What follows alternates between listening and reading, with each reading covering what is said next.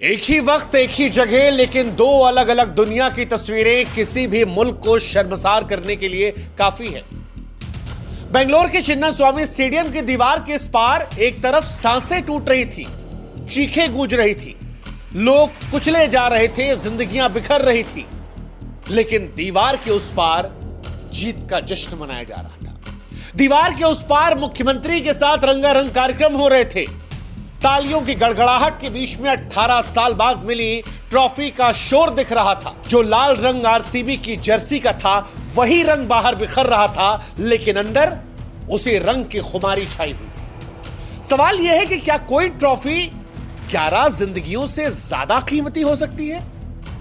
क्या कोई ट्रॉफी इतनी कीमती हो सकती है कि मासूमों की जान पर भी उसका जश्न मनाया जाए? क्या कोई जीत इतनी ज्यादा बड़ी हो सकती है कि मरते हुए लोगों की चीखें उनके सामने बेमानी हो जाएं? इंसान इतना असंवेदनशील हो जाए कि भैया जश्न चलता रहेगा, बाहर लोग मर रहे हैं तो मरने दो। यह सवाल कर्नाटक की सरकार, आयोजकों, आरसीबी के तमाम खिलाड़ियों और हर उस शख्स से है जिसने इस हादसे को अनदेखा करके जश्न मनाने को तरजीह दिया।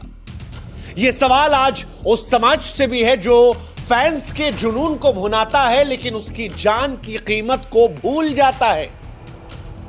4 जून 2025 शाम के तकरीबन 5-6 बज रहे थे। कर्नाटक की राजधानी बेंगलुरु में 18 साल के बाद आरसीबी ट्रॉफी जीत कर आई थी तो शहर में जश्न का माहौल था।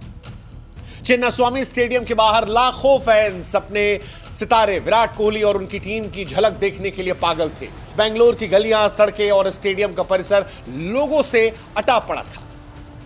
लेकिन फिर जो कुछ हुआ वो इंसानियत के लिए दागदार हो गया, मानवता के लिए शर्मसार हो गया, क्योंकि जश्न के बीच भीड़ बेकाबू हो गई, भगदड़ मच गई, लोग एक दूसरे पर गिरने लगे, सांसें रुकने लगी, चीखें तेज हो गई और फिर चिन्नास्वामी स्टेडियम की दीवार ने उस दिन दो दुनिया को बांट दिया, दो हिंदुस्तान को दिखा दिया।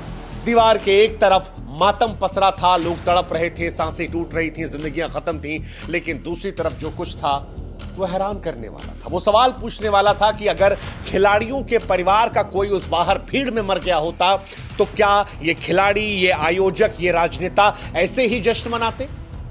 ऐसे ही 18 साल बाद जीत की कहानियों को सुनाते? एक तरफ अस्पताल में घायलों और मृतकों की कतारें थी, दूसरी तरफ तालियों की गड़गड़ाहट और ट्रॉफी की चमक थी। सवाल यह है कि क्या आयोजकों को इस हादसे की खबर नहीं थी? क्या खिलाड़ियों को यह पता नहीं था कि बाहर लोग मर रहे थे? क्या